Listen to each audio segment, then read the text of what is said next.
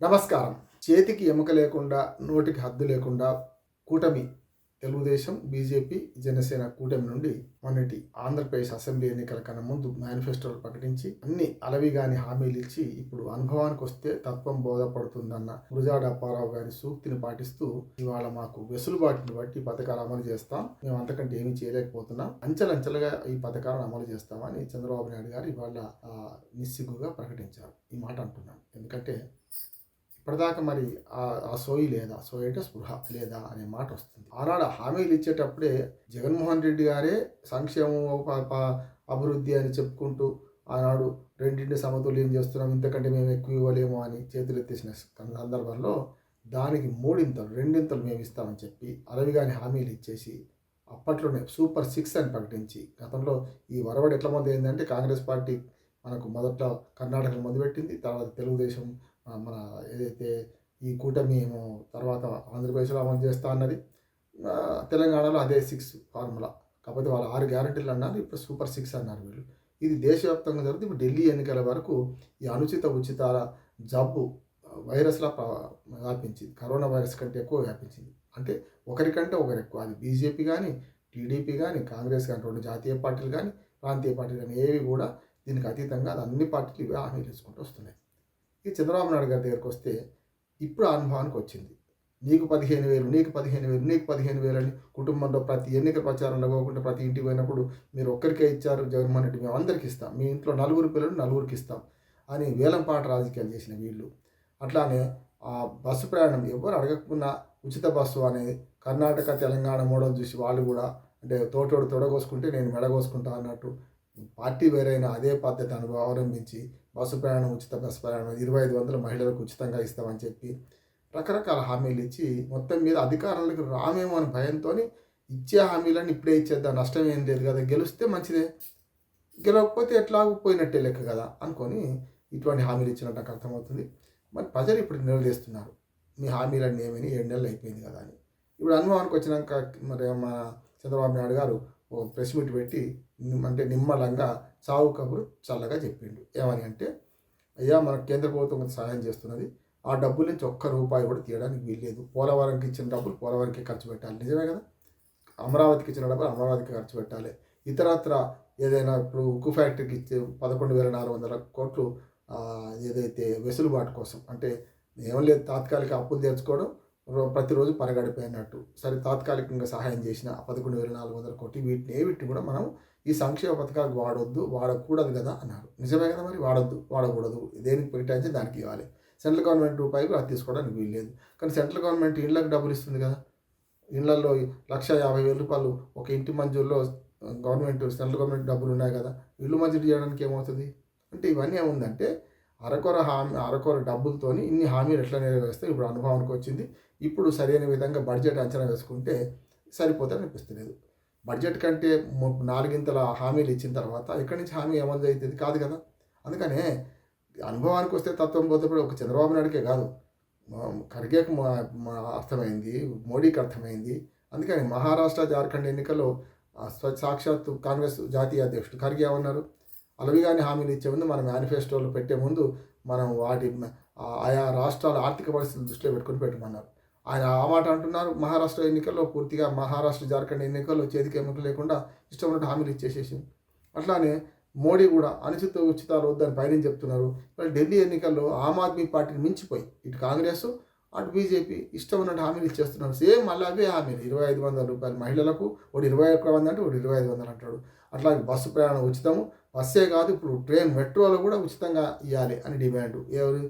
ఎట్లా కేంద్ర ప్రభుత్వం చేతిలో ఉన్నదాన్ని కానీ బట్టి మెట్రో రాయితీ రాష్ట్రం ఇవ్వలేదు.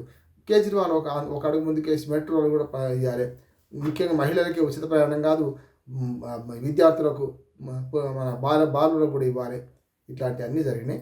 ఆంధ్రప్రదేశ్ రాజకీయాలు గమనిస్తే స్పష్టంగా చంద్రబాబు నాయుడు ఇవాళ వాస్తవం ఒప్పుకున్నారు. ఆలస్యంగానైనా సరే ఆ వాస్తవం ఒప్పుకోవడం మంచిదని నేను అభినందిస్తున్నాను.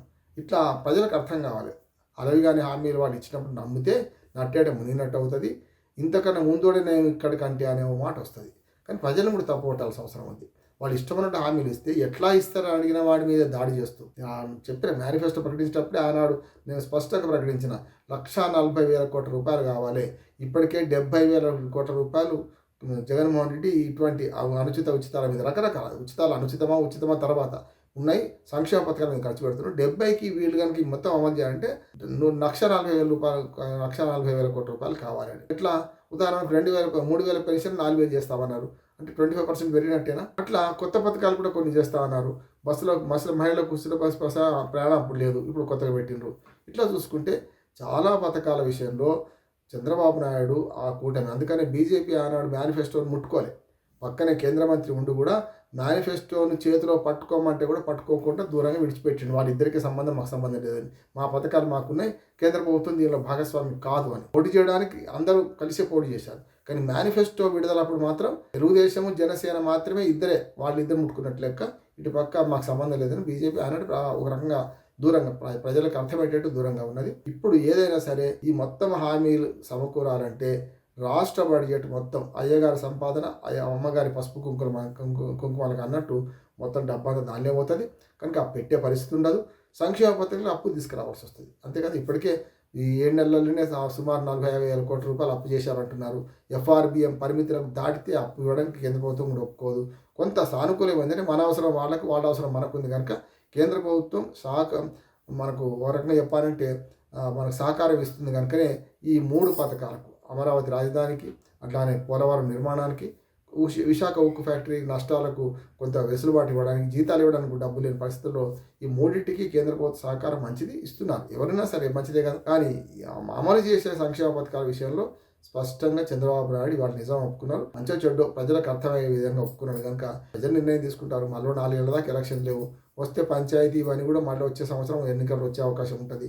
అప్పుడు రాముడు ఎవడో రాకాసురుడు ఎవడో. కనుక ఏదైనా సరే ఇవాళ వాస్తవం అర్థం చేసుకొని మేము మెల్లమెల్లగా ఈ పథకాలు అమలు చేస్తాం, కానీ ఒకేసారి చేయలేము.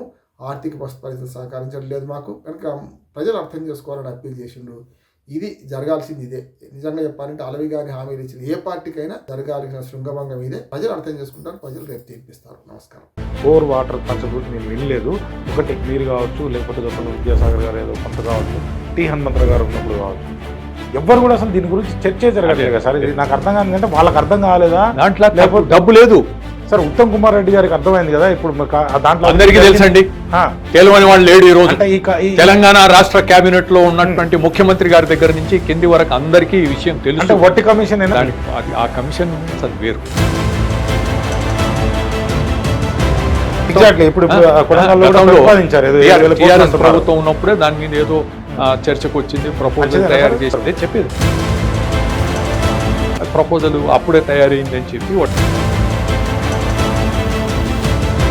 It is not possible, it is not required, అవసరం లేదు అని చెప్పి నేను ఏది మాట్లాడినా పూర్తి ఆధారాలతో ఎవడు కూడా దీన్ని కౌంటర్ ఇవ్వడానికి స్కోప్ లేదు.